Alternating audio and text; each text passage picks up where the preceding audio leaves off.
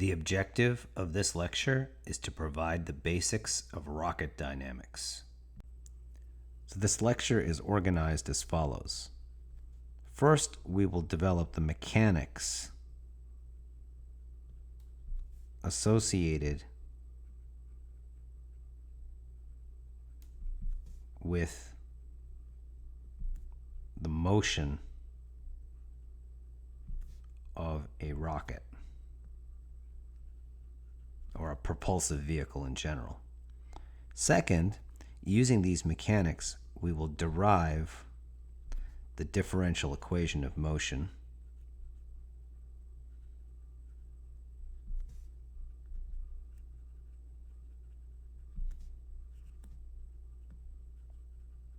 And then, once we've derived the differential equation, we're going to solve this differential equation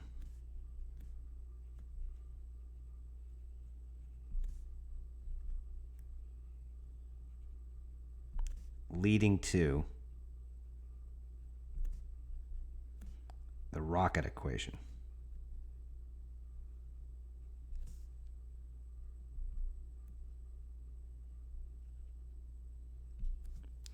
And then fourth, which is the last part of this lecture, is we're going to discuss the impulsive thrust approximation that arises from the rocket equation. So let's start with the mechanics of rocket motion.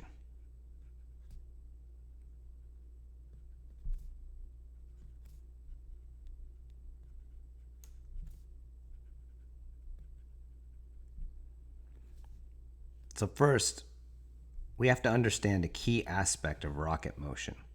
So in the motion of a rocket,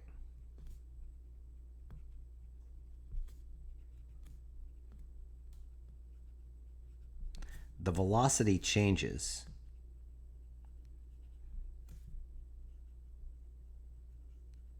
due to the fact that the rocket is losing mass.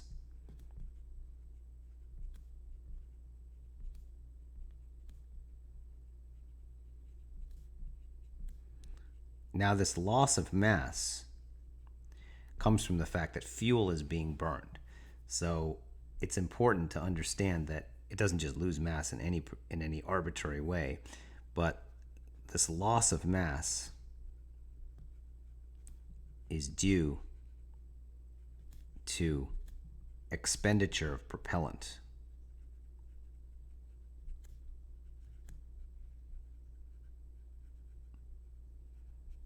Which can be thought of equivalently as fuel.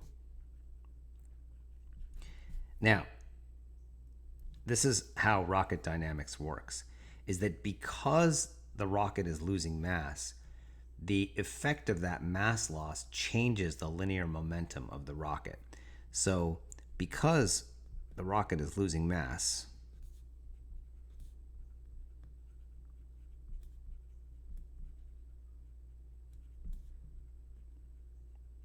the linear momentum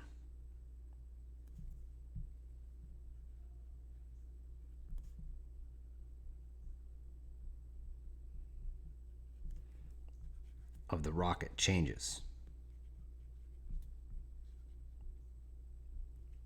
Now, to start this discussion and be able to see this change in linear momentum, we're going to say let I be an inertial reference frame.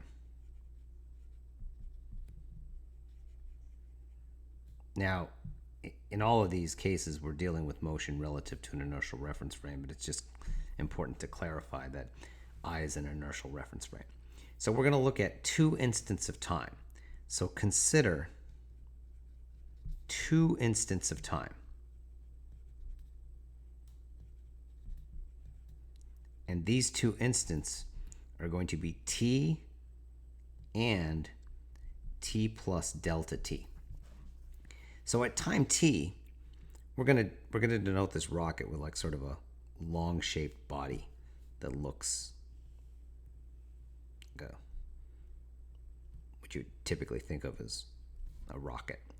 Now at time t, so this is the first picture, we have time t. The rocket has a mass m of t and an inertial velocity vi of t. Now let's look at another point in time, which is that time t plus delta t. So at time t plus delta t, the rocket has lost some mass due to the fact that propellant is being expended. So at time t plus delta t, so this is now time t plus delta t, the rocket has a mass m of t, but it's lost a certain amount of mass, which I'm going to refer to as delta m. And then the velocity has changed from vi of t to some vi of t plus delta v. Now, where has that mass gone? Well, that mass has been expelled out of the rocket. So there's the mass, delta m. And what I'm going to do is I'm going to associate with that mass in a velocity called ve. Now, ve, relative to the inertial frame, is what's called the exhaust velocity of the propellant, delta m. And it's the velocity, it's really important to keep this in mind. It's the velocity of delta m relative to the vehicle. So the vehicle is what I'm generically referring to as the rocket. So you can see that there are two instants of time, and there's linear momentum associated with each of these instants of time. So we're going to get into the details of this linear momentum now. So let's say that pi is equal to the linear momentum, and it's the linear momentum of the system.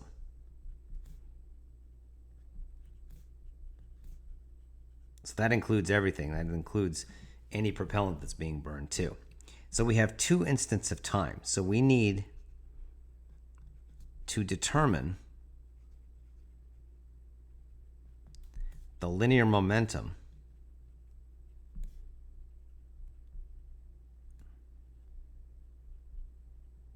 of the system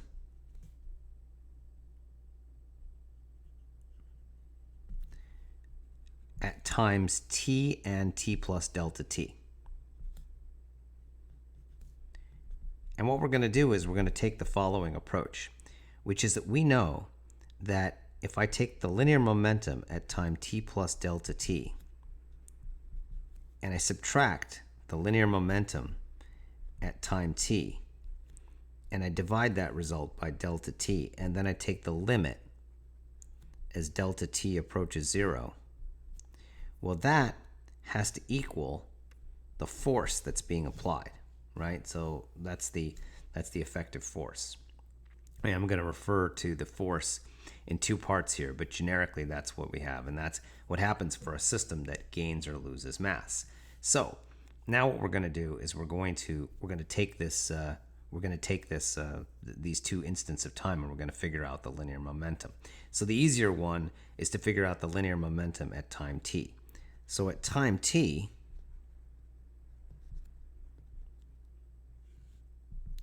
the linear momentum is just equal to m of t times vi of t. But it's at time t plus delta t where the linear momentum is more complicated. So let's examine that part of the linear momentum. So at time t plus delta t, we actually have two parts to the linear momentum. We have the linear momentum of what I'm going to call the body at t plus delta t, plus the linear momentum of this mass particle at t plus delta t. So we need to get both of these pieces to the linear momentum. So the first one is the linear momentum of the body. The linear momentum of the body at time t plus delta t, well, that's equal to m at t minus delta m times vi at t plus delta v. because we're taking a small increment of time. So that's the first part. But the linear momentum of this mass particle delta m has to equal, well, it's the mass delta m itself times the inertial velocity of the mass particle delta m. And this is at time t plus delta t. So now we have to figure out the linear momentum of this mass particle, and we also have to figure out some things about the mass particle itself. We'll get to that in just a minute. So recall that VEI is the exhaust velocity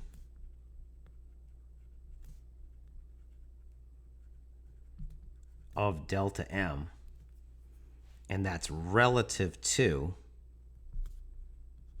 the vehicle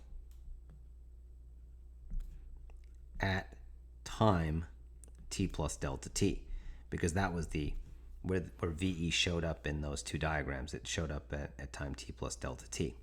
So that implies that the inertial velocity of this mass particle at time t plus delta t is equal to VEI plus, well, it's got to equal V of the body at time t plus delta t.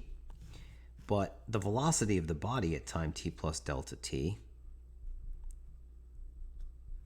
is just equal to VI at t plus delta v. We've already written that down. So that means that the velocity of the mass particle at time t plus delta t equals VEI plus VI of t plus delta VI. So now we have the velocity of the mass particle. So now we can figure out the linear momentum at time t plus delta t. So then the linear momentum at time t plus delta t has to equal, well, it's got to equal m of t minus delta m times VI of t plus delta v, delta vi. And then we have to include this other part, which is plus delta m times VEI plus VI of t plus delta VI. So now we have a way of being able to simplify this last expression, which is we get, well, let's expand it out. So we get m of t times VI of t, and then we get plus m of t times delta VI of t. Those are the first two terms when I expand this out. And then I get minus delta m times VI of t, and I get minus delta m times delta VI of t. So those are the first four terms after I do the expansion. And then in the next terms, I get plus delta m times VEI, and then I have plus delta m times VI of t, and then I have plus delta m times delta VI.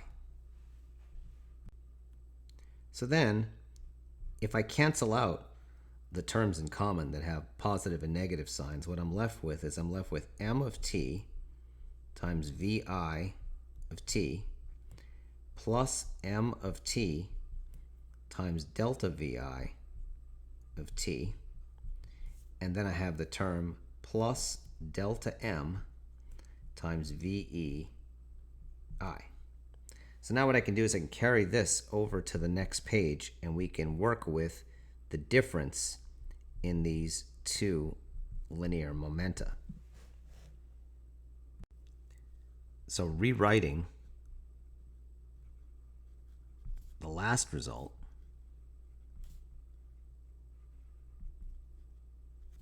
we have Pi of t plus delta t is equal to m of t times vi of t plus m of t times delta vi, and then plus delta m times vei. And also, we had that p at t was equal to m of t times vi at t. So let's take the difference between these two, and we'll see what we get when we take the difference, which is that p I of t plus delta t minus pi of t is then equal to m of t times delta vi, and then plus delta m times vei. So next, we know that the system is losing mass.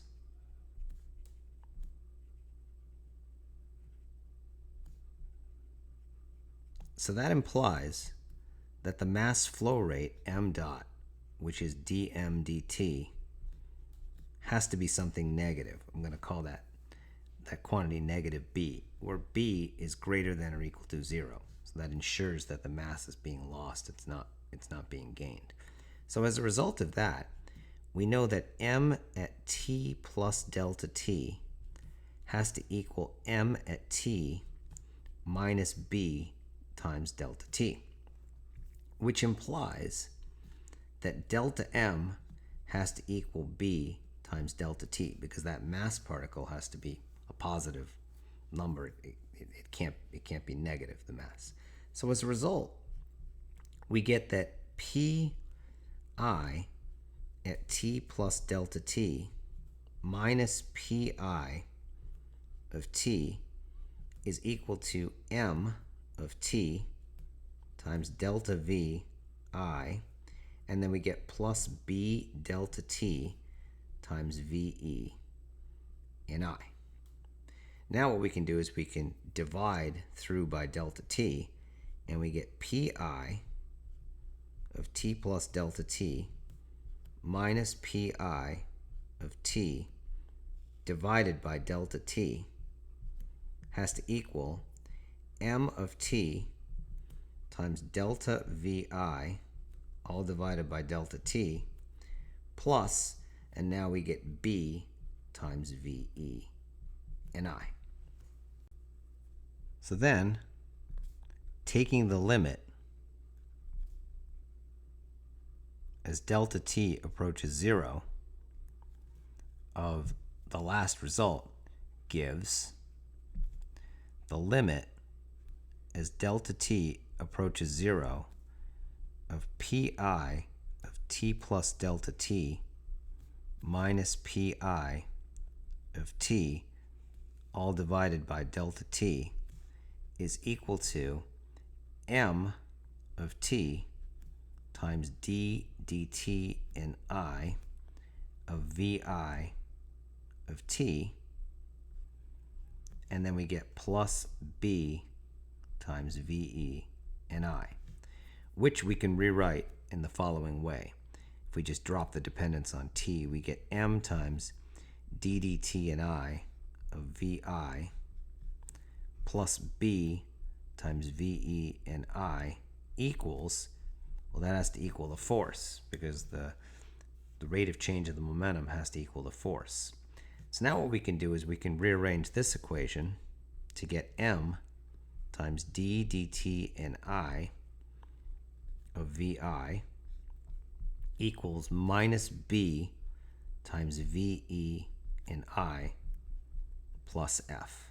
That seems a bit odd because there's an additional term in there, but that additional term is due to the fact that the vehicle is losing mass.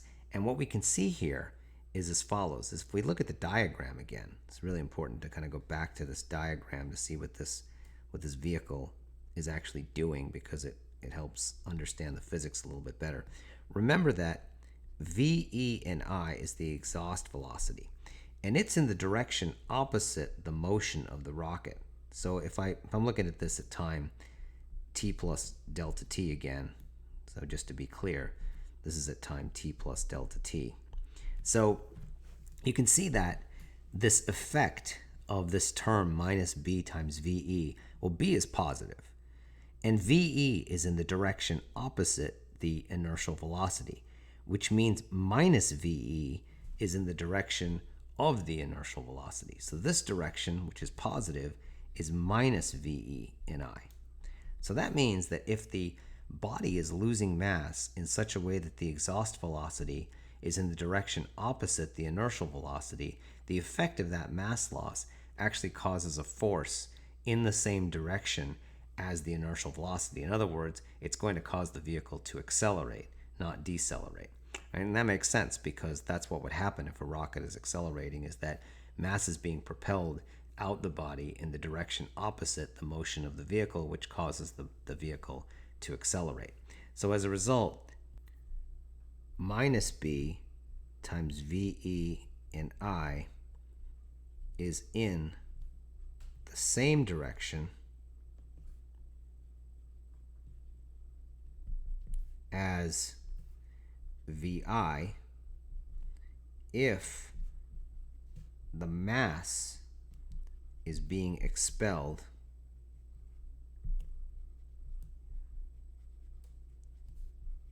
in the direction opposite the motion of the vehicle.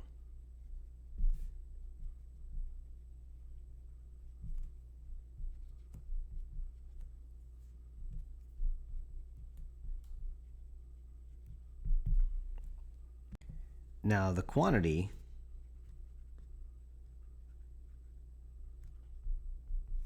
minus b times VE in I is called the thrust force. So the thrust, or the thrust force, is denoted T. So therefore, we can write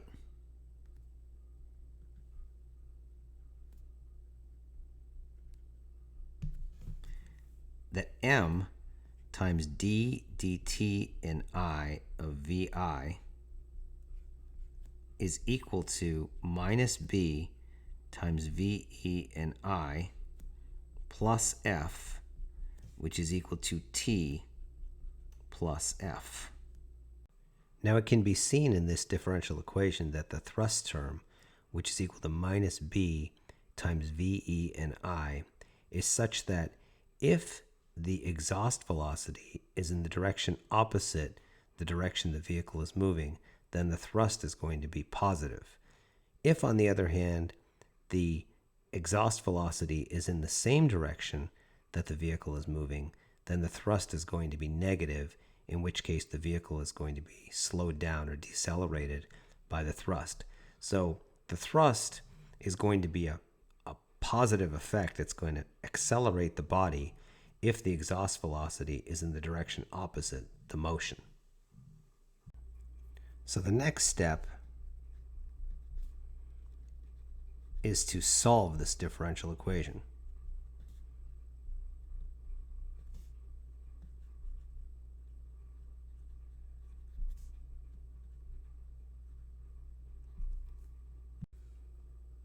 So now let's provide a derivation of the solution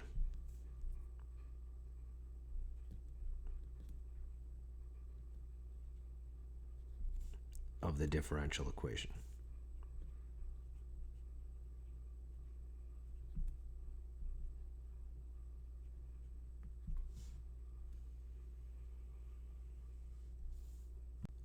So in order to solve this differential equation, we're going to assume that the motion is in one dimension, so it's moving in a straight line. And what we're going to do is we're going to develop the equations that assume that this motion is positive in this direction u. So this is the direction of positive motion.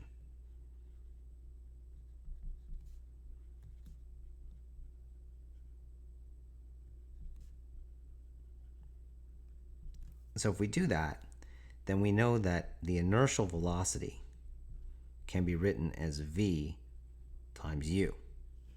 And we also know that the thrust can be written times its magnitude times u. And then, of course, we have any other force that's acting on the body, which would just be equal to F times u. But we're going to make an assumption here because we're really interested in the thrust force. So because the thrust is of primary interest,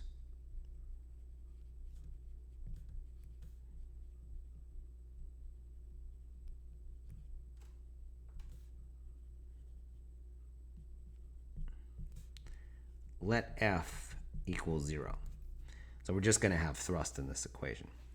And if we do that, what we wind up with is m times dv dt times u, because we just take the rate of change, but u is a inertially fixed direction because we're just assuming that the vehicle is moving in a straight line, is going to equal t times u. So then what we can do is we can simplify this equation further. So we then obtain m times dv dt is equal to t, which implies that dv dt is equal to t over m. So recall now that the thrust is equal to minus b times ve in I. But if we write that in terms of this direction u, we get t times u, because that's the thrust magnitude times its direction, is equal to minus b times ve times u, where ve is equal to the magnitude of the exhaust velocity, and this is the exhaust speed. So as a result, we wind up with t, the scalar t, is equal to minus b times ve. But from earlier, we have that m dot is equal to minus b, which is the same thing as dm dt. So therefore, the thrust is equal to minus m dot times ve, which is the same thing as minus ve times dm dt. And now we can substitute that expression for the thrust into the first equation, and we get that dv dt is equal to minus ve all divided by m times dm dt. So therefore, dv is equal to minus ve times dm over m. And now we can integrate both sides. So integrating both sides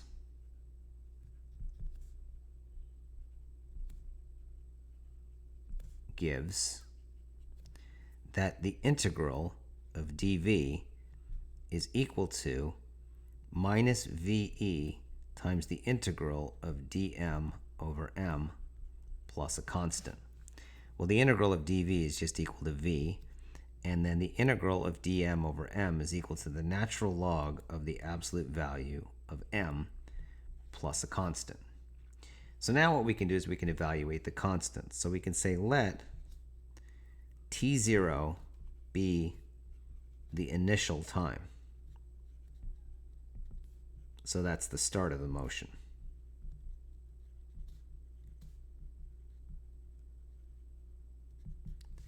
And also let v at t0 equal v0 and m at t0 equal m0. I'm going to need those for later. So what that does is it gives us that if I evaluate this constant at time, using the initial conditions at time t0, I get v0 is equal to minus ve times the natural log of m0 plus a constant, which gives that the constant is equal to v0 plus ve times the natural log of the absolute value of m0. So now we can put that expression into the result that we have up above for v as a function of m. So we then have that v is equal to minus ve times the natural log of the absolute value of m plus v0 plus ve natural log of the absolute value of m0, which we can rewrite as follows. V minus v0 is equal to ve times the natural log of the absolute value of m0 minus the natural log of the absolute value of m. But recognize that the difference between two natural logarithms is the natural log of the ratio. So this becomes v minus v0 is equal to ve times the natural log of the absolute value of m0 divided by m. So now let delta v equal v minus v0. So then that implies that delta v is equal to ve times the natural log of m0 all divided by m. So next, for simplicity, assume that the thrust magnitude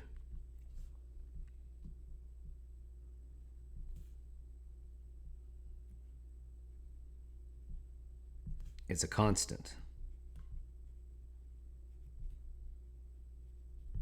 So that implies that m dot is equal to, which is equal to minus b, which is also equal to minus t over ve, is also a constant, because ve is a constant.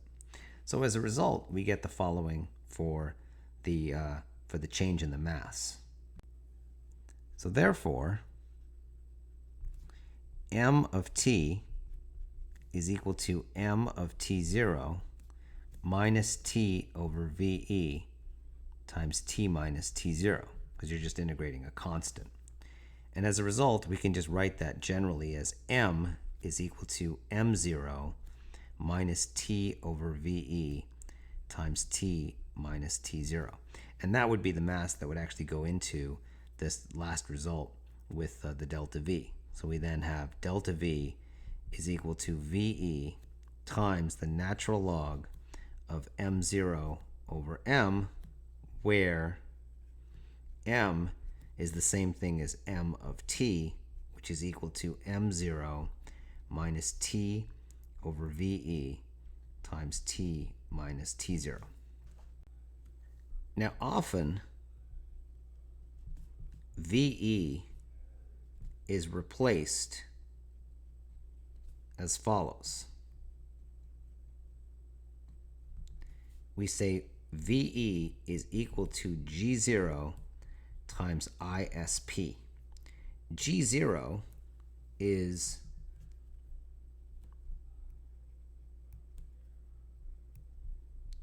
the sea level acceleration due to gravity.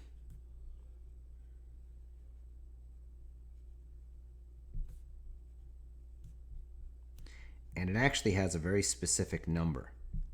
It's actually equal to 9.80665 meters per second squared. It's not an approximation. It's actually exactly equal to 9.80665 meters per second squared.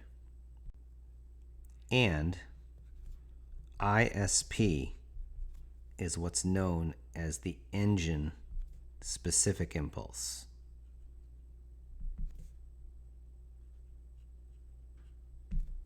Now, in terms of G0 and ISP, we can write the following, which is that delta V is equal to G0 ISP times the natural log of M0 over M in absolute value. Now, note that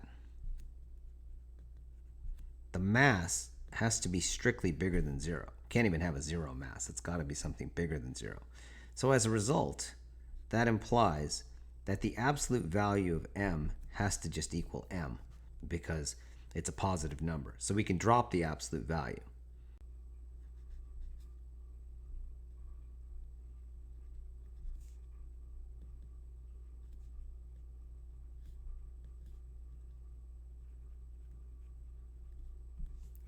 So then the last equation without the absolute value just becomes delta V is equal to G0 ISP times the natural log of M0 over M, which is equivalent to VE times the natural log of M0 over M.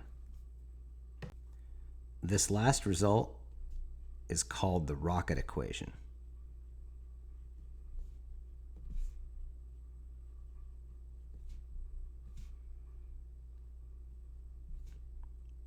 And what the rocket equation tells us is the relationship between the change in the velocity, if you want to call that thing delta V, and the amount of fuel that's been burned. And this equation can be rearranged in one other way, which is sometimes a little bit helpful. If we divide by VE, we got delta V over VE is equal to the natural log of M0 over M, which can be rewritten in the following way, which is that the natural log of the ratios, if I flip the ratio, it changes the sign. So that's the same thing as saying the natural log of M over M0 is equal to minus delta V over VE. So as a result of that sign flip, we can now raise E to both sides, and we wind up getting M over M0 is equal to the exponential of minus delta V over VE, which then leads to M is equal to M0 times the exponential of minus delta V all divided by VE. So the last topic in this lecture is what's called the impulsive thrust approximation.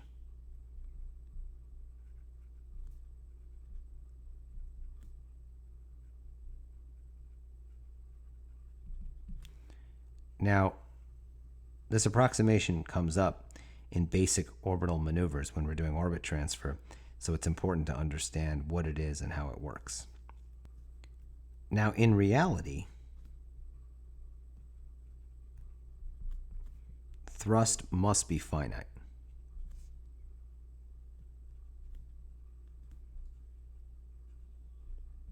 The implication of thrust being finite means that any change in velocity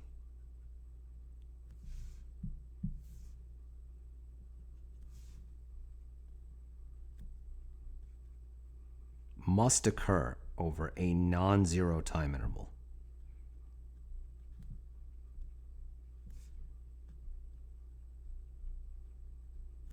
Or a non-zero duration. But suppose now that the thrust is assumed to be extremely large.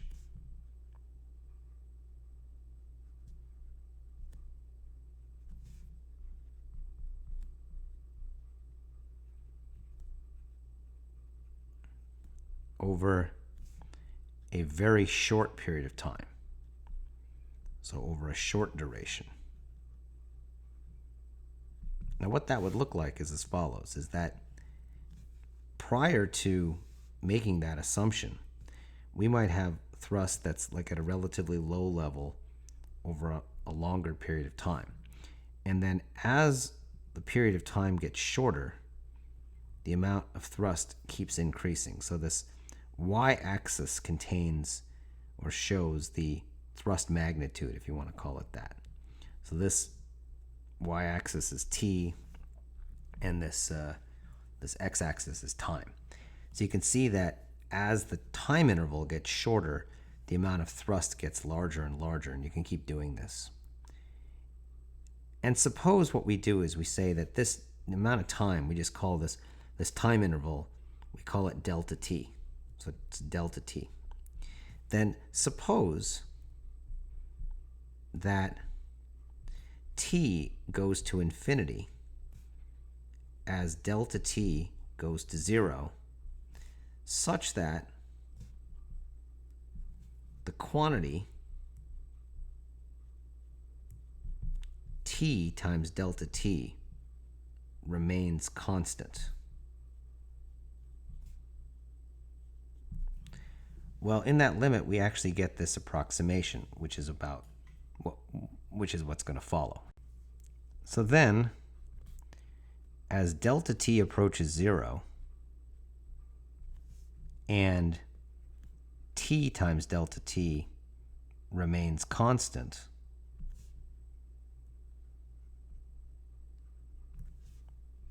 the thrust takes the following form.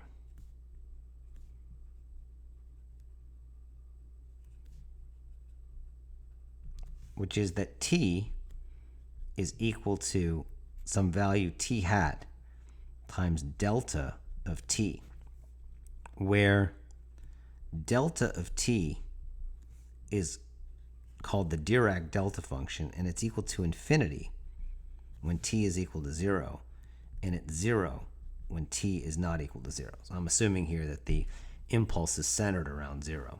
And it has the property, this Dirac delta function, so delta of t is called the Dirac delta function.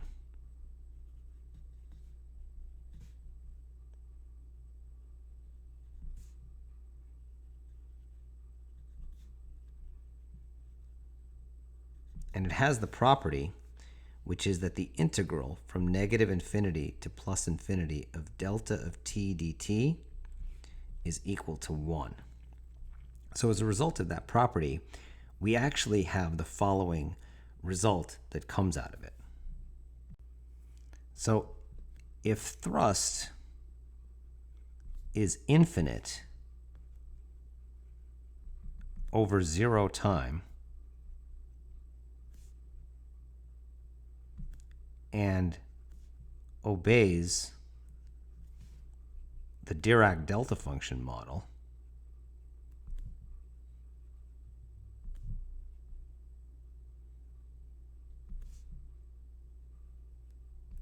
then the mass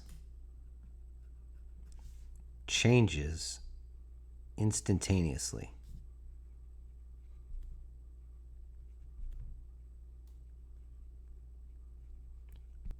So suppose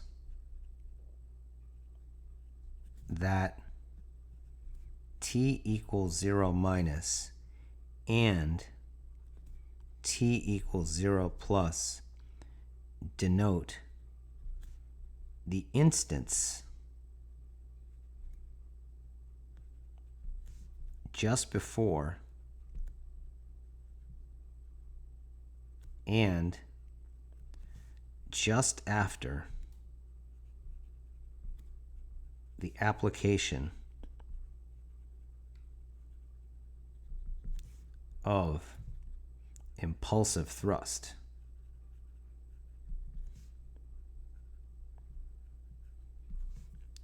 So then m at t equals 0 minus will be defined as m minus, and m at t equals 0 plus will be defined as m plus, which implies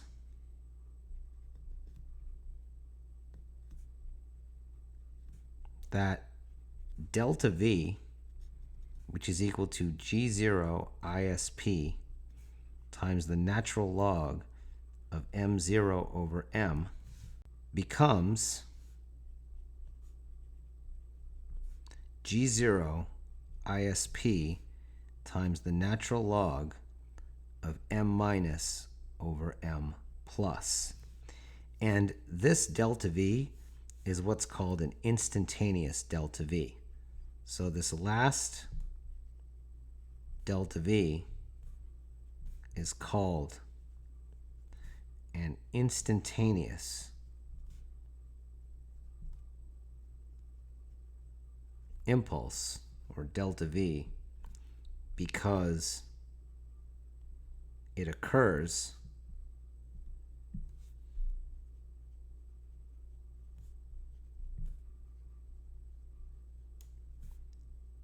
without the passage of time. Now, the implication of this result is as follows. So this is the implication of impulsive thrust.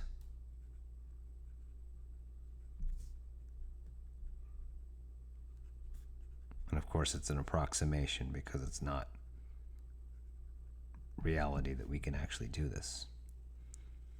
Which is that at some point in time, if I have velocity, so I'm going to call this VI minus, then without time changing, I can change this velocity to some new velocity, which I'm going to call VI plus. And that instantaneous change leads to a vector, which is going to be called delta VI. Now, these two quantities, VI minus and VI plus, are vectors because they're actual velocities. And the difference between those two velocities is what's called the impulse. So this is the impulse, and it's a vector. So VI minus and VI plus are vectors.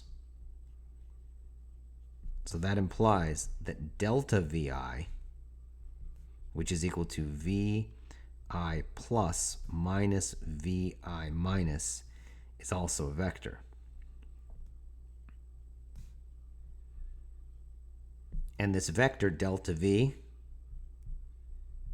is called an instantaneous impulse.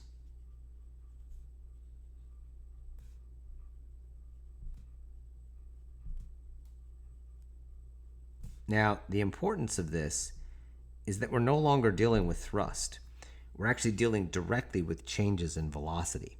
So what that means is that if I have a velocity just prior to the application of an impulse, and I apply the impulse, the velocity changes without the passage of time. So that's the key thing, is that this occurs without the passage of time.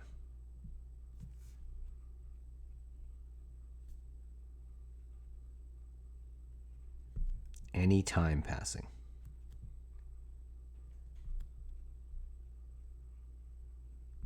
That's an important aspect of this instantaneous impulse. And this approximation will be used when studying orbit transfer in future lectures. So that takes us to the end of this lecture. So we'll summarize as follows. So first, the mechanics of rocket motion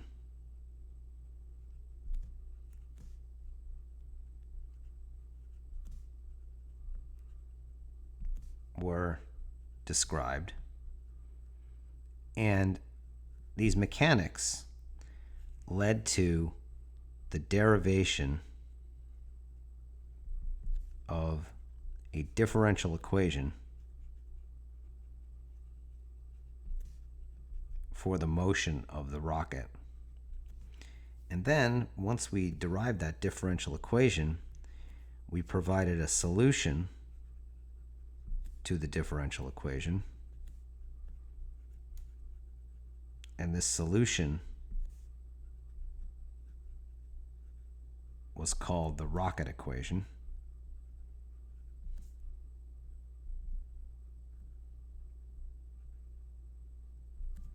And then last, after we discussed the rocket equation, we developed what was called the impulsive thrust approximation.